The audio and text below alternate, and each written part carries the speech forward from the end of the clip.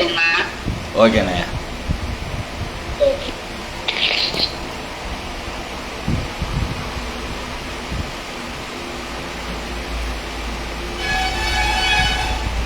எல்லாருக்கும் ஒரு அன்பான வணக்கங்களுடன் உங்கள் சித்தில மார்ச்சி எல்லாருமே உலகம் முழுவதும் வாழ்ந்து கொண்டிருக்கக்கூடிய அத்தனை ஊட்டுநர்களுக்கும் அன்பார்ந்த இனிமையான இரவுகளை வணக்கங்கள். தொடர்ச்சியாக பல்வேறு விஷயங்களை நம்ம இந்த சமூக வலைதளங்கள் வாயிலாக பதிவு செய்து கொண்டிருக்கக்கூடிய சூழ்நிலையில நல்ல நல்ல விஷயங்களை நாள்தோறும் சொல்ல வேண்டியது நம்முடைய தலையாய கடமையாக இருக்கிறது அப்படிங்கிறதுதான் இலங்கையோட உண்மை. நாளை ஜூலை 1 2 நாட்கள் ரொம்ப அட்டகாசமான நாள். ஒன்று மருத்துவர் தினம், இன்னொன்று ஓட்டுநர் தினம்.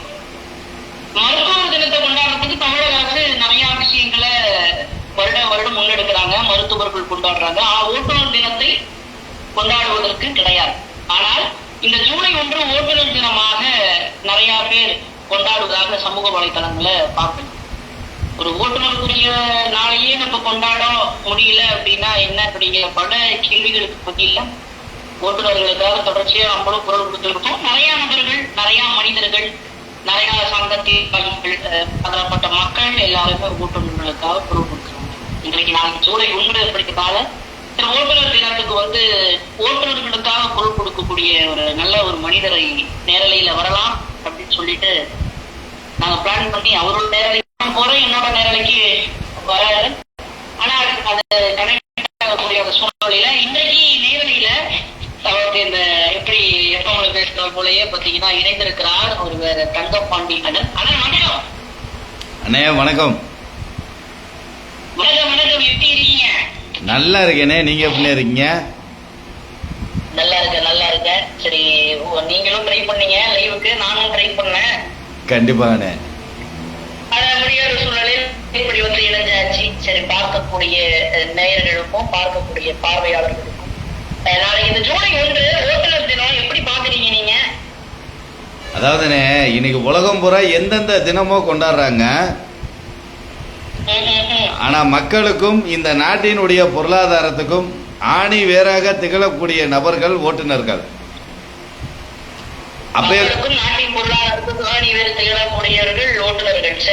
அப்பேற்பட்ட நபர்களுக்கு ஒரு தினம் அப்படின்னு அரசாங்கம் இப்ப வரைக்கும் நேரடியாகவோ மறைமுகமாகவோ அறிவிப்புன்றது கொடுக்கல.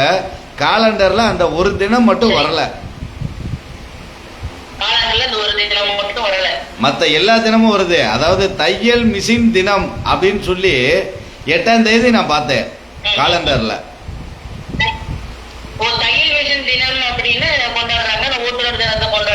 ஆமா, தையல் மிஷினுக்கெல்லாம் ஒரு தினம் இருக்கு. 8ஆம் தேதி தையல் மிஷின் தினம் சொல்லி காலண்டர்ல பார்க்கும்போது அவ்வளவு வேதனையா இருந்துச்சு எனக்கு. நம்ம ஓட்டுநர்களுக்குன்னு ஒரு தினத்தை கொடுக்கணும்ன்ற எண்ணம் யாருக்கிட்டே வரல அப்படிங்கிற ஒரு கேள்வி உங்களுக்குள்ள இருக்கு. கண்டிப்பாக தொடர்ச்சியா நிறைய இந்த டெய்லி காணொலிகள்லாம் பாக்குறேன். உங்களுடைய காணொலிக்கு நான் ரசிகன், முதல்ல அதை சொல்லிக்கணும். அண்ணே, உங்களுக்கு நான் ரசிகனே. உங்களை பாக்குறதுக்கு 4-5 வருடங்களே தவம் இருந்திருக்கேன். என்னுடைய குரலுக்கு ரசிகர், அதுல மாற்று கருத்து கிடையாது. ஆனா உங்களுடைய காணொலியை நானும் பார்ப்பது உண்டு, நிறைய விஷயங்கள் எல்லாம் பார்ப்பதுண்டு. நிறைய உங்களுடைய நிகழ்வுகளுக்கு கூட வந்திருக்கு. ஜூலை அதுக்கு முன்னாடி எதனால அப்படின்னா நம்ம இந்த ஓட்டுநர் தினத்தை பல ஓட்டுநர்கள் இருக்காங்க, பல பேர் இருக்காங்க. பலாயிரம் ஓட்டுநர்கள் அப்படின்னாலே நல்லவர்கள் தான், கெட்டவர்கள் என்று யாருமே கிடையாது. ஒரு மனிதனை சந்தர்ப்பமும் சூழ்நிலையும் மட்டும்தான் கெட்டவன் ஆட்டமான வழியே எல்லா ஓட்டுநர்களுக்கும் என்னை பொறுத்த வரைக்கும் உயிர்களை காப்பாற்றக்கூடிய மனிதர்கள் தான். இப்ப சமீபத்துல ஒரு 2 நாட்கள் 3 நாட்கள் அப்படிங்கிற ஒரு விஷயத்த நான் பேசிக்கிறேன். நானும் பதிவுகளை எடுத்து போட்டிருந்தேன். நீங்களும் இந்த காணொலிய எடுத்து பதிவு செஞ்சிருந்தீங்க சமூக வலைதளத்துல. கிட்டத்தட்ட பாத்தீங்கன்னா ஒரு 15 லட்சம் பார்வையாளர்கள். அதனால பல்வேறு வலைதளத்துல வந்தது. இது என்ன அப்படின்னா ஓட்டாட்டினம் அப்படிங்கிற ஒரு விஷயத்த நீங்க கொண்டாடணும் அப்படின்னு முன் வைக்கிறீங்க. அப்ப நான் வரவேற்கிறேன், ஏத்துக்கிறேன்.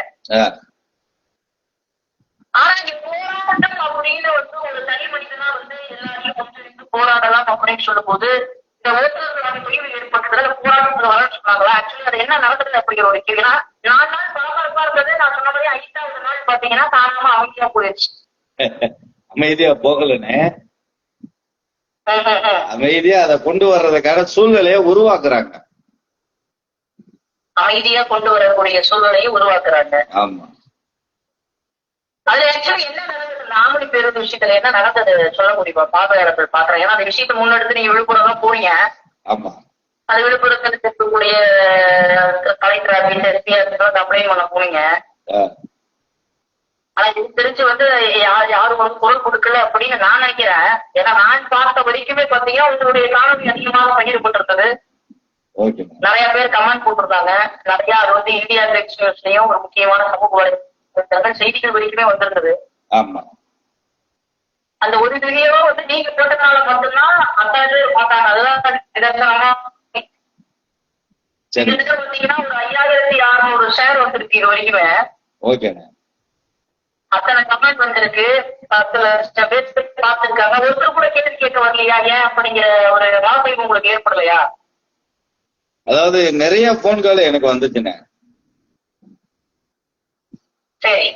நான் சங்கங்கள் வச்சு நடத்தக்கூடியவங்க, இந்த வாட்ஸ்அப் குரூப் வச்சு நடத்தக்கூடிய நபர்கள் சொல்லி ஏகப்பட்ட பேர் எனக்கு போன் போட்டு ஆதரவு தெரிவிச்சாங்க. போராட்டம் நடத்துறாருதா சொல்லுங்க, நாங்களும் வர்றோம், என்ன செய்யணும்ன்றத சொல்லுங்க, கண்டிப்பா இதற்கு நமக்கு நீதி கிடைச்சே ஆகணும் அப்படின்னாங்க.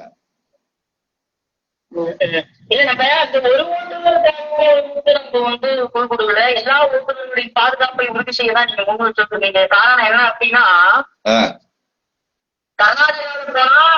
கர்நாடகாக்காரன் தமிழ்நாடு அடிச்சா இங்க இருக்கிறவங்க எல்லாருமே குரல் கொடுக்குறாங்க. ஆமா. ஆந்திராவுக்கு போனா ஆந்திராக்காரன் அடிச்சா இங்க இருக்கிறவங்க தமிழும் குரல் கொடுக்குறாங்க. உத்தரப்பிரதேசம் மராட்டிலையும் நாடிகளுக்கு அத்தனை தேசம் 1000 சம்பவங்கள் நடந்து அதுக்கு நம்ம குரல் கொடுக்குறோம்.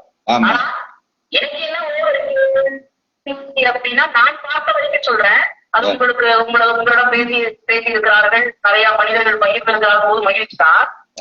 ஆனா கிட்டத்தட்ட ஒரு இத்தனை பேர் பார்த்து இத்தனை பேர் தமிழ் அடிக்கக்கூடிய தமிழுக்கு ஒரு தமிழ் அடிக்கிறான். பயணிக்கக்கூடிய பெண்கள் ஆண்கள் இருக்கக்கூடிய பயணிகள் பயணங்கள் செய்து கொண்டிருக்கும் பொழுது எல்லாரும் ஏறி அடிக்கிறாங்க. அது எத்தனை ஒரு ஓட்டுநர் பாதுகாப்பு உறுதி செய்து நடத்தலாம் அப்படின்னு நினைக்கிறேன். என்ன பாருங்க பாத்து. அதாவது தமிழ்நாட்டுல ஒரு தமிழனே அடிக்கிறேன்ற கான்செப்ட தாண்டி இந்த இடத்துல நடந்த விஷயம் என்ன அப்படின்னா, அதாவது கார்ல வந்த நபர்கள் போதை, அது லக்ஸரி வண்டி, அந்த நபர்களுமே பணம் வாய்ந்த நபர்கள், அவங்களுடைய தோற்றத்திலேயே அது நல்லா தெரியுது. அவங்க மனசுல தோன்ற விஷயம் என்னன்னா, ஒரு டிரைவரு இவன் நமக்கு சைடு கொடுக்கல, இவன் அவ்வளவு பெரிய ஆளா அப்படின்ற எண்ணம் மட்டும்தான் அவங்க மனசுல உருவாயிருக்கு. அதனாலதான் இந்த குலவெறி தாக்குதல் நடந்திருக்கு. அந்த இடத்துல முழுக்க நடந்த சம்பவத்தை அந்த வீடியோவுல பார்க்கும்போது இங்க வந்தது பார்த்தேன். அந்த சைடு குடுக்கல, ஏன்னா ஒரு பெரிய ஆளா ஏறி அடிக்கிறாங்க. உள்ளார இருக்கிறத எடுத்து போய் அடிக்க போறாரு. போலீஸ்காரங்க கூட என்ன 8 பேர் வந்தா நீங்க பெரிய பொருள் எடுத்துட்டு போயிருவீங்க அப்படின்ற கேட்கிறாரு. அதை நீங்க போட்டதையும் நான் பார்த்தேன். நான் என்ன கேட்கிறேன் அப்படின்னா, அப்ப அவரோட ஓட்டுநர் அப்படின்னா இப்படிதானா? அதாவது ஓட்டுநர்னா பாதுகாப்பு இப்படிதானா? இன்னைக்கு தமிழ்நாட்டுல நீங்களும் ஒரு சங்கம் நடத்துறீங்க, பல சங்கத்தை நடத்திட்டு இருக்காங்க, நம்மளும் குரல் கொடுத்துட்டு இருக்கோம். ஆனா ஒரு ஓட்டுநருக்கு பாதுகாப்பை ஏன் யாருனாலும் உறுதி செய்ய முடியல? நியாயமான கேள்வி. இதற்கு ஏதாவது வழிமுறைகள் ஏதாவது பல சங்கங்கள் வச்சிருக்கிறதா? நீங்க ஏதாவது வைத்திருக்கிறீர்களா? இருக்குண்ணா.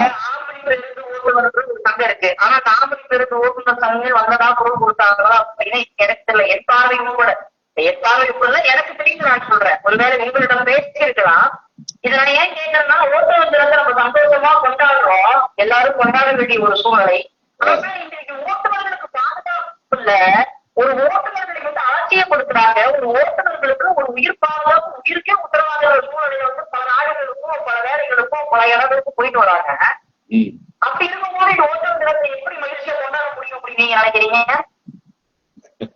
அதாவது உண்மைதானே, ஓட்டுநர் தினம் அறிவிச்ச இந்த வருடத்துல இந்த ஒரு சில நாட்களுக்கு முன்னாடியே இந்த மாதிரி ஒரு சம்பவம் நடந்து இத ஒரு கேள்விக்குறியாவே கொண்டு வந்திருக்கு.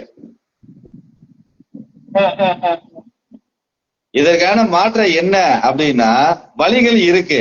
ஓட்டுநர்களினுடைய பாதுகாப்பை உறுதிப்படுத்த முடியும், அதுக்கான வழிகள்ல இருக்கு.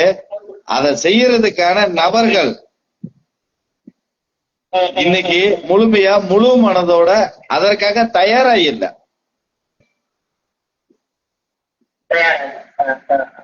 நான் சொல்றது தெளிவா உங்களுக்கு புரிஞ்சிருச்சேனே?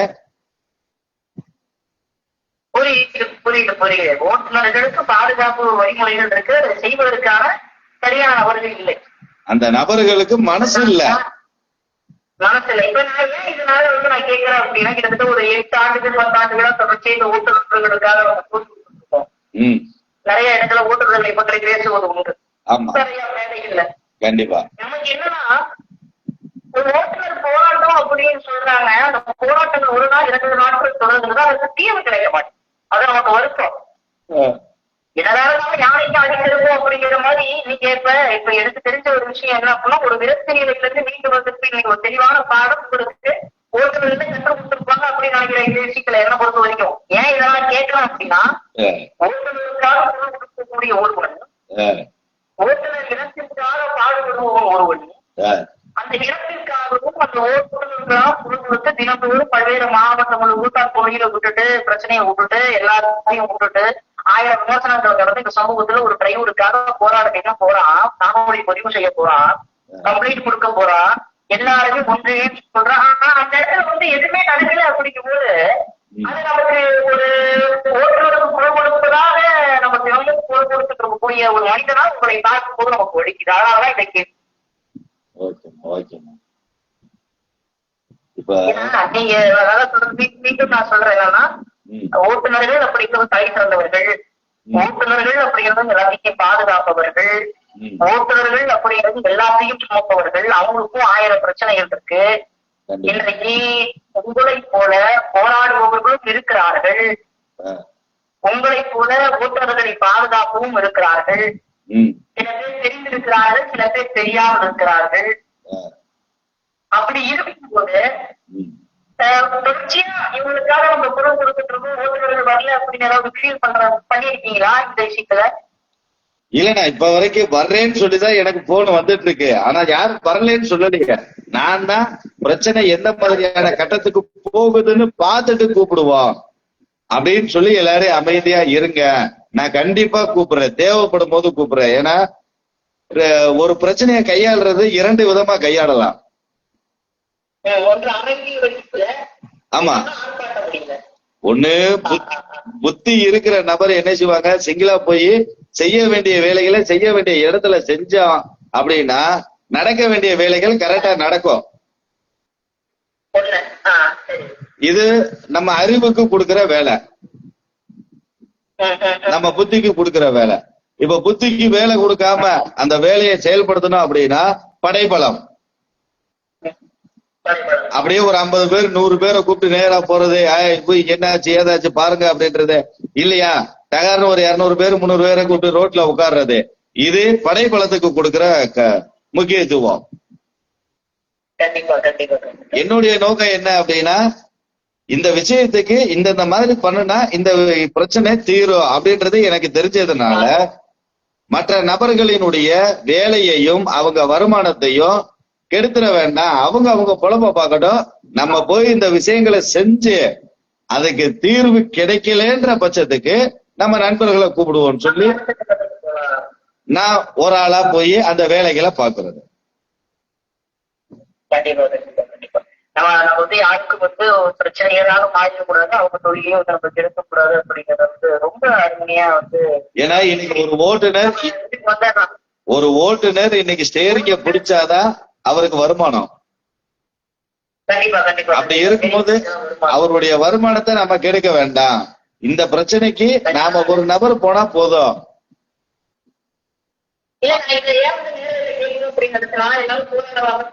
நீங்க காணொலி போட்டுறீங்க, நிறைய பேருக்கு நிறைய இடங்கள்ல ஒரு ஒரு பிரச்சனைகளை சொல்லி இத்தனை பதிவுகள் அப்படிங்கும் போது நீங்க மட்டும்தான் பொருள் கொடுக்குறீங்க, எல்லாரும் பொருள் கொடுத்தாங்களா, இல்ல என்ன நடக்குது, எல்லாரும் அமைதியா இருக்காங்களே அப்படிங்கிற ஒரு வருத்த நிலை தான் நமக்கு. ஏன்னா முன்னையே சொன்ன மாதிரிதான் எந்த ஒரு மனிதனாலும் ஒரு கட்டத்துல சரிப்பட்ட சொல்ல ஓடிக்கிட்டே இருக்கு, நம்ம இவங்களுக்காக பொருள் கொடுக்குறோம், இவங்களுக்காக பேசுறோம் அப்படிங்கும்போது அப்ப நீங்க ஓயாம ஓடிக்கிட்டு இருக்கீங்க. ஒரு தம்பியா ஒரு சகோதரனா ஒரு பார்வையாளனா நமக்கு ஒரு சில கேள்விகள் என்னதான் ஊடகத்துல நம்ம பயணித்தாலும் கூட நம்ம மக்கள் பார்ப்பவர்கள் தான் ஏதாவது யாரு போராடுறாங்க அப்படின்னு தெரியும். ரெண்டாவது ஒரு வகை இருக்கு, இவங்க மட்டும் தான் குரல் கொடுத்தாங்களா, 4 பேருக்கும் குரல் கொடுத்தோன்னு ஒரு 10 லட்சம் பேர் பார்த்த வாட்டி குரல் கொடுக்கும். இந்த மாதிரி விஷயங்கள்லாம் எதிர்கட்சியில் அரசியல் எல்லாம் நடக்கும். அதனாலதான் நான் பார்த்திருக்கேன், நான் பத்திருக்கேன். அதனாலதான் உங்களை நான் தெளிவுபடுத்த விரும்புறேன். சரி, இந்த ஓட்டுநர் தினம் உங்க பார்வையில ஓட்டுநர்கள்னா யாரு சொல்லுங்க. ஓட்டுநர்கள் அதாவது 2 விதமா இருக்கு. வரமா சாபமா? ஓட்டுநர் என்றால் அந்த வாழ்க்கை வரமா சாபமா? இதுல வரமா நினைக்கிறவங்களுக்கு இது வரம், இத சாபமா நினைக்கிறவங்களுக்கு இது சாபம். ஏன் அப்படின்னு கேட்டீங்கன்னா, இன்னைக்கு ஒரு வேலை செய்யக்கூடிய நபர் அதிகபட்சமா ஒரு நாளைக்கு ஒரு 10 பேரை பார்த்து பேசி பழகிறதே பெரிய விஷயம். அப்படி இருக்கும்போது இந்த ஓட்டுநர்கள் மட்டும் அவங்க செய்யற வேலை முழுக்க முழுக்க மக்களுக்கானது, நாட்டினுடைய வளர்ச்சிக்கானது. ஆமா, மக்களினுடைய தேவைக்கும் நாட்டினுடைய வளர்ச்சிக்குமான தொழில் இது ஓட்டுநர் தொழில். அதுலயும் இன்னொரு விஷயம் என்ன அப்படின்னா, ஒவ்வொரு நாளும் புது புது முகங்களை கூட பேசி அவங்களுடைய அனுபவங்களை கத்துக்கக்கூடிய வாய்ப்பு கிடைக்கக்கூடிய ஒரு தொழில் இது. இன்னைக்கு யதார்த்தமா நீங்க ஒரே வார்த்தையில சொல்ல போனா ஒரே வார்த்தையில முடிச்சுக்க ஊட்டுனா யாருன்னு கேட்டா வரான்னு நினைக்கிறவங்களுக்கு அது வரும், சாப்பிடுறீங்க. அதே சொல்றேன்ல, இப்ப வரைக்கும் சரி நான் உங்களை கேட்கிறேன், கொஞ்சம் ஊழல் தொழில் உங்களுக்கு வரமா சாகுமா? எனக்கா? ஆமா, எனக்கு என்ன சொல்றது, அதாவது தேவ பிரசாதம் சொல்லுவாங்க தெரியுமா? வரமும் இல்லாம சாபமும் இல்லாம அதையும் தாண்டி தெய்வீக பிரசாதம் சொல்லுவாங்க. தெய்வீக பிரசாதம் உண்மையிலேயே நான் ஒரு ஓட்டுநரா உருவாகாம இருந்திருந்தால், இந்த தொழிலுக்கு நான் வராம இருந்திருந்தால், முதல்ல நான் யாருன்னு எனக்கு தெரிஞ்சிருக்குமானே தெரிஞ்சிருக்காது. உங்களை யாருன்னு உங்களுக்கு கண்டிப்பாக ஏதோ ஒரு வேலையை செஞ்சுட்டு காலையில வேலைக்கு போனோமா, சாயங்காலம் வீட்டுல போனோமா, பொண்டாட்டி புள்ளியோட இருந்தோமா, சாப்பிட்டு குடிச்சு அப்படியே காலத்தை ஓட்டிட்டு போயிருந்திருப்பேன். ஆனா இந்த ஓட்டுநர் துறைக்குள்ள வரப்போய் தான் என்னாலையும் சில முகங்களுக்கு நேரடியா பார்த்து பேசி பழகிற, அவங்களுக்கு என்னால முடிஞ்ச ஒரு இதை செஞ்சு கொடுக்கற, எனக்கு தேவைப்படுறத அவங்க கிட்ட கேட்கிற ஒரு வாய்ப்பு கிடைச்சிருக்கு. அதனால எனக்கு இந்த ஓட்டுநர் தொழில்ன்றது ஒரு தெய்வீக பிரசாதம். பயங்கரமான ஆளா இருக்கீங்க, வரமா சாபமான ஏன்கிட்டே கேள்வி கூப்பிட்டு கடைசியில தெய்வீக பிரசாதம் தான் தெய்வீக பிரசாதம். சரி, ஒரு ஈஸியா ஒரு கேள்வி